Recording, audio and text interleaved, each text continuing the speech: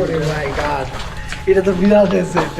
হ্যাঁ, এরে সে উপমহাদেশের প্রখ্যাত বংশীবাদক তথা বাঁশির জাদুকর ও গীতিকার সুরকার সঙ্গীত শিল্পী মরহুম বারী সিদ্দিকী। এটা খোলা যায় এবং এটা বোঝার কোনো উপায় নেই যে এটা দুইটা পার্ট। আমি ডাকিতাছি তুমি ঘুমাইছো নাকি।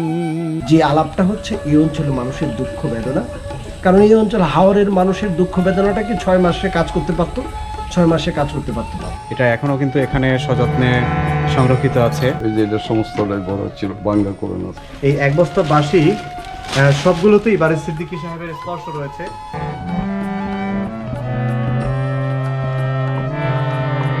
এটার মধ্যে হাজার হাজার আমরা জন্মগ্রহণ করেছিলেন নেত্রকোনা আমাদের এখানে, তার এই কবর, এই মাজারটা যদি সুন্দর সুসজ্জিত থাকে। এই বাঁশিতেই বারী সিদ্দিকী ঠোঁট রেখে বাজিয়েছেন।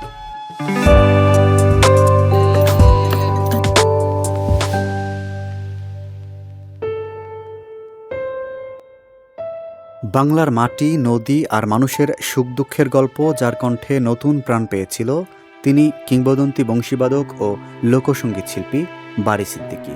তার বাঁশির সুর যেমন মানুষের হৃদয় ছুঁয়েছে, তেমনি তার কণ্ঠে গাওয়া লোকগান আজও কোটি শ্রোতার মনে আবেগ জাগায়। বারী সিদ্দিকীর প্রকৃত নাম আব্দুল বারী সিদ্দিকী। তিনি 1954 সালের 15 নভেম্বর নেত্রকোনা সদর উপজেলার ফচিকা গ্রামে জন্মগ্রহণ করেন। তিনি একটি সঙ্গীতপ্রিয় পরিবারে বেড়ে ওঠেন। ছোটবেলা থেকেই গান ও বাঁশির প্রতি তার ছিল গভীর অনুরাগ। মাত্র 12 বছর বয়সে তিনি ওস্তাদ গোপাল দত্তের কাছে সঙ্গীতের প্রাতিষ্ঠানিক শিক্ষা শুরু করেন। পরে ওস্তাদ আমিনুর রহমান এবং ভারতের পণ্ডিত ভিজি কর্নাডের কাছেও তালিম নেন।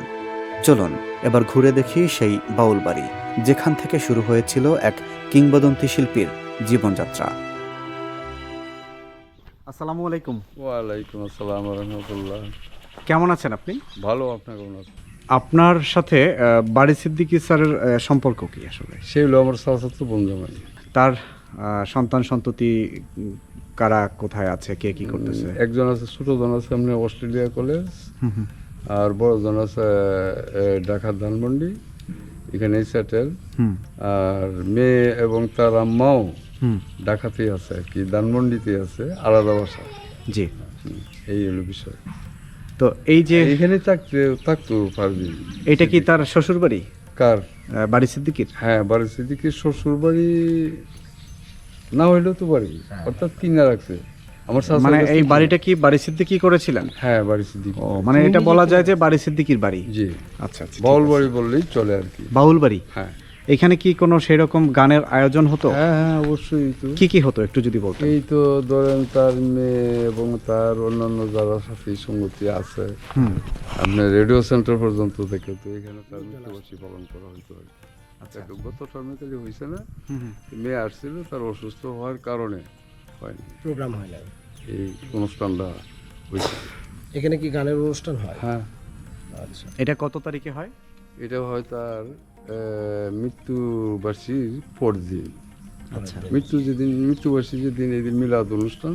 আচ্ছা, মিলাদের পর দিন থেকে গানের অনুষ্ঠান। ওনার ছেলেমেয়েরা কি গান করে? যে ছোট ছেলেটা বাইক না, যেটা এটা আগে বলতো আপনার তবলা বাজায়। তবলা বলতো, পরে এখন গিটার বাজায়। গিটার বাজায়। আর ইলমা সিদ্দিকী তো দেখলাম তার বাবার গানগুলো করে। হ্যাঁ। ইলমা সিদ্দিকী কি এখানে আসলেও গান টান করে? হ্যাঁ, আপনার কাছে কি যোগাযোগ ব্যবস্থা আছে? অবশ্যই। আমাদের সাথে যোগাযোগ করা যাবে। আর এই বাড়িতে উনি কত বছর ধরে থাকতেছেন?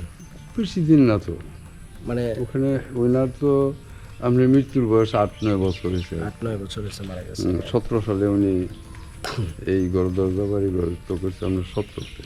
আচ্ছা, এর আগে সাতপায়ের বাসায় থাকতো নাকি? না না না, সাতপাড়ার বাসায় উনি থাকতেন না, বিভিন্ন জায়গায় ঢাকায় নানা জায়গায় দেশে প্রোগ্রাম, আর ঢাকাতেই উনি থাকতেন আর কি। পরে দেখা গেল যে আমি যেহেতু আমার বাড়ি দুর্গাপুর, কিন্তু আর জন্মস্থান বারহাট্টা। না না, ফইস্কা করছে। হ্যাঁ, ফইস্কা হইলো বাড়ি, মসজিদ হলো বাড়ি। তারা মসজিদ তো 3 তলা মসজিদ। তার বড় ভাই আছেন আর কি, হাসেম, যাত্রা দলে অভিনয় করতো। এখনো বেঁচে আছে? না, উনি নাই, মারা গেছে।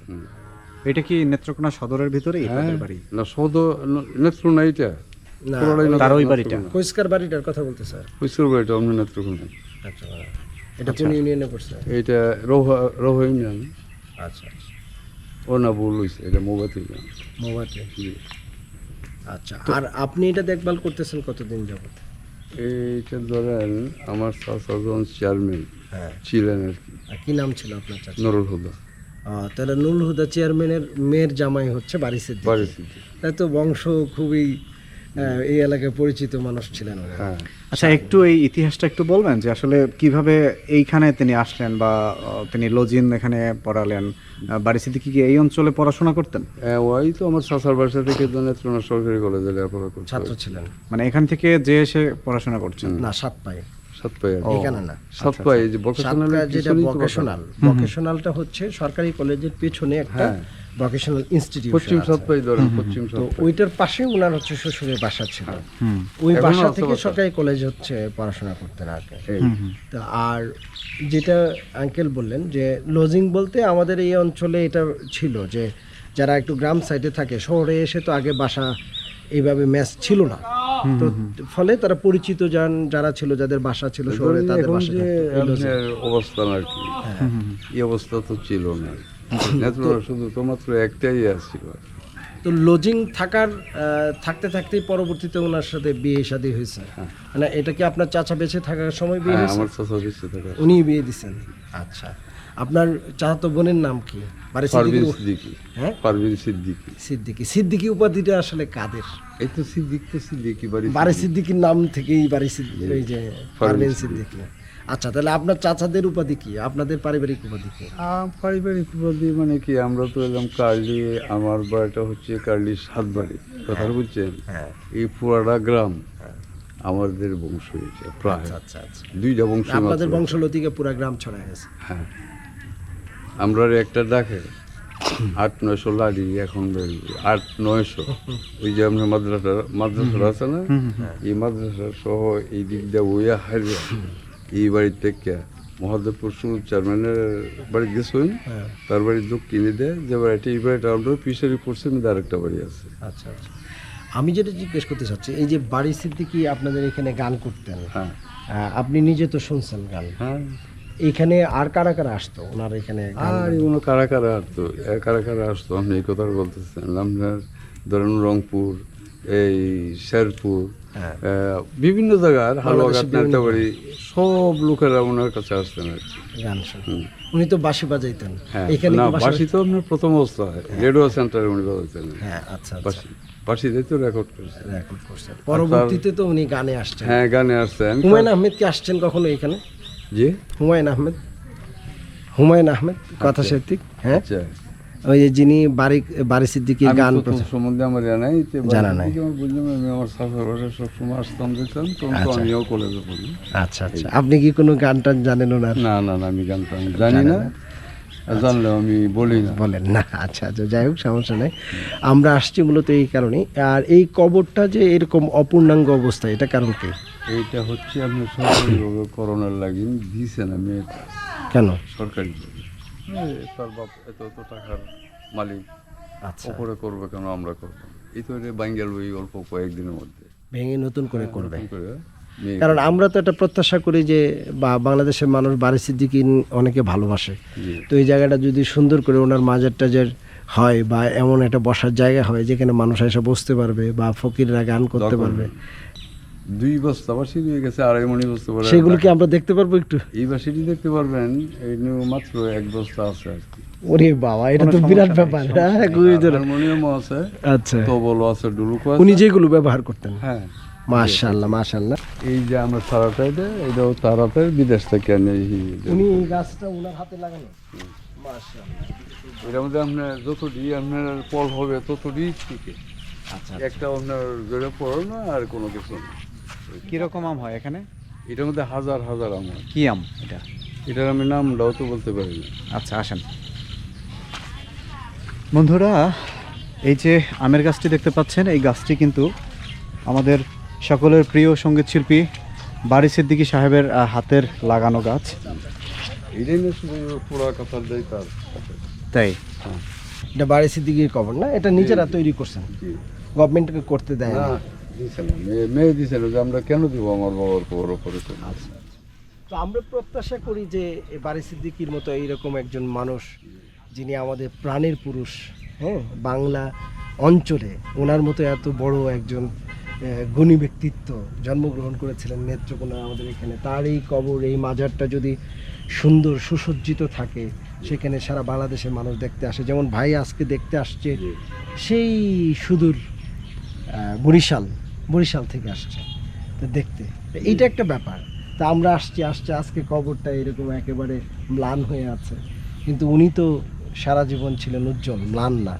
তো আপনি যেটা বললেন যে এটা ওনার পারিবারিকভাবে করবে সেই কাজ, না এই অল্প কয়েকদিনের মধ্যে এটা ভাঙা হবে। কয়েকদিনের মধ্যে। আমার বললা, আপনার নামটা কি পুরো নাম? আমার নামটা বয়াকার বিশাগরদে মোহাম্মদ আব্দুল কাদির। নেত্রকোনার সবুজ প্রকৃতি, হাওর বাওর, গ্রামীণ জীবন আর লোকসংস্কৃতি বারী সিদ্দিকীর শিল্পী জীবনের ভিত্তি করে দেয়। এখানকার মানুষের জীবনযাপন, লোকগান এবং মাটির টান তার সৃষ্টিতে গভীরভাবে প্রভাব ফেলেছিল। জীবনের নানা পর্যায়ে ঢাকায় বসবাস করলেও তিনি কখনোই নিজের গ্রামের সঙ্গে সম্পর্ক ছিন্ন করেননি, বরং নেত্রকোনাতেই তিনি লোকসঙ্গীতের চর্চা ও গবেষণার জন্য বাউল বাড়ি প্রতিষ্ঠা করেন, যাতে নতুন প্রজন্ম বাংলার লোক ঐতিহ্যকে জানতে ও লালন করতে পারে। বারী সিদ্দিকী প্রথমে একজন দক্ষ বংশীবাদক হিসেবে পরিচিতি পান। পরে কথাসাহিত্যিক হুমায়ুন আহমেদের অনুপ্রেরণায় তার কণ্ঠে গাওয়া গান সারা দেশে ব্যাপক জনপ্রিয়তা লাভ করে। বিশেষ করে শ্রাবণ মেঘের দিন চলচ্চিত্রে গাওয়া শুয়াচান পাখি গানটি তাকে ঘরে ঘরে পরিচিত করে তোলে। এরপর আমার গায়ে যত দুঃখ সয়, পূবালি বাতাসে, মানুষ ধরো মানুষ ভজ সহ অসংখ্য গান বাংলা লোকসঙ্গীতের অমূল্য সম্পদে পরিণত হয়েছে। তার কণ্ঠে ছিল গ্রাম বাংলার মাটি, মানুষের কষ্ট, প্রেম, আধ্যাত্মিকতা এবং জীবনের গভীর অনুভূতির অনন্য প্রকাশ। দীর্ঘ সঙ্গীত জীবনে দেশে বিদেশে অসংখ্য সম্মাননা অর্জন করেন বারী সিদ্দিকী। 2017 সালের 24শে নভেম্বর তিনি ঢাকায় শেষ নিঃশ্বাস ত্যাগ করেন। তার ইচ্ছা অনুযায়ী নেত্রকোনার প্রিয় জন্মভূমিতেই তাকে সমাহিত করা হয়। আজও তার গ্রামের বাড়ি, তার স্মৃতি এবং তার সুর অসংখ্য মানুষের হৃদয়ে বেঁচে আছে। বারী সিদ্দিকী শুধু একজন শিল্পী নন, তিনি ছিলেন বাংলার লোক ঐতিহ্যের এক অনন্য ধারক ও বাহক। তার গান ও বাঁশির সুর প্রজন্মের পর প্রজন্ম ধরে বাংলা সংস্কৃতিকে সমৃদ্ধ করে যাবে।